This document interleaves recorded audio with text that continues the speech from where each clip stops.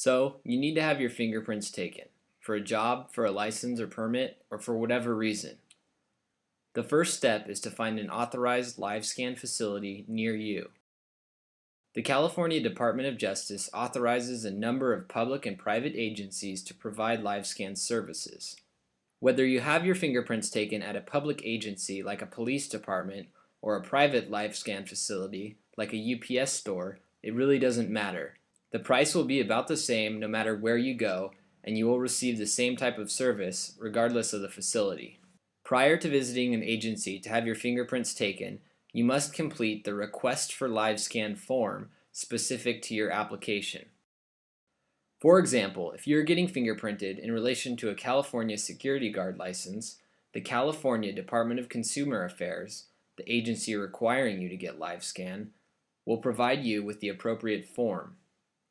This is basically your receipt and proof that you had your fingerprints taken.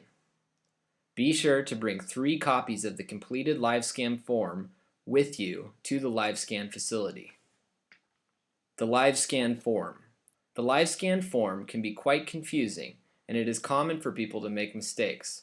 For example, people sometimes fill out areas on the form that they aren't supposed to. You will now be shown an example of a live scan form and how to complete it. The form that you now see is a Request for Live Scan form for the California Security Guard license. Most live scan forms will look very similar to this in terms of the layout and will need to be completed in the same manner. As you can see, the type of application is already completed in the top 2 sections of the form. On any live scan application, the requesting agency, the person or organization requiring you to get fingerprinted, will provide you with the live scan form with these top areas already completed. The next section is where you will fill in all of your information: last name, first name, middle initial, etc. Do not write anything in the miscellaneous number field. Leave it blank. In the place of birth field, write in the city and state where you were born. For example, San Jose, California. If you were born outside of the United States, write in the country where you were born. In the field that asks for SOC, write in your social security number. The next section asks for your number. Leave this section blank. In the section that reads If Resubmission, list original ATI number, leave this blank as well. You will then see the section that reads Level of Service, and in this application you can see that the DOJ and FBI boxes are both checked. Do not alter this section. The level of service refers to the specific type of background that is being requested. Most commonly, both will be checked. That is, the DOJ box and the FBI will be checked. This means that the requesting agency, whoever is requiring you to be fingerprinted, wants a California Department of Justice background check and a federal FBI background check done. The next section that reads Employer, leave this blank. Most people mistakenly fill out this section. Unless this section was filled out when you received the form, you do not need to write anything in this section. Finally, you will see the bottom section that reads Live Scan Completed By. Leave this entire section blank. This is where the live scan operator will fill out the necessary information after your fingerprints have been taken. Once you have filled out the appropriate areas of the Request for Live Scan form, you're ready to have your fingerprints taken at a live scan facility. How much is live scan? Remember the area of the live scan form that said level of service. Depending on the level of service that is required, the total cost will differ. For example, on the security guard application that we just went through, the level of service required was DOJ and FBI.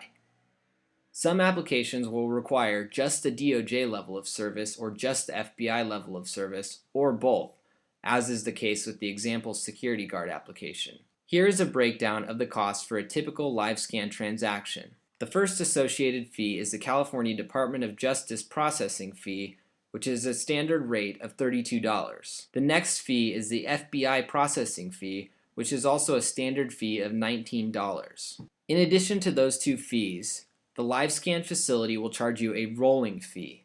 This is the facility's charge for actually taking your fingerprints. This will vary depending on the facility, but most facilities charge around $25. All three of these fees will be collected at the LiveScan facility when you have your fingerprints taken. So, if you are having your fingerprints taken for the security guard application, you should be prepared to pay $76. That is $32 for the DOJ processing fee, $19 for the FBI processing fee, and $25 for the facility rolling fee.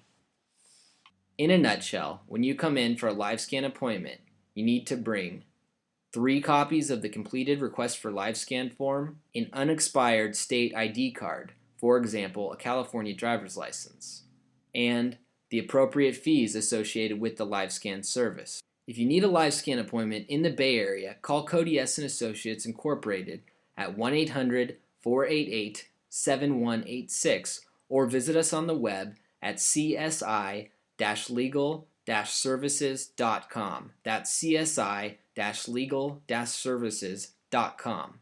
We provide quality and affordable DOJ and FBI certified LiveScan fingerprinting services throughout the San Francisco Bay Area.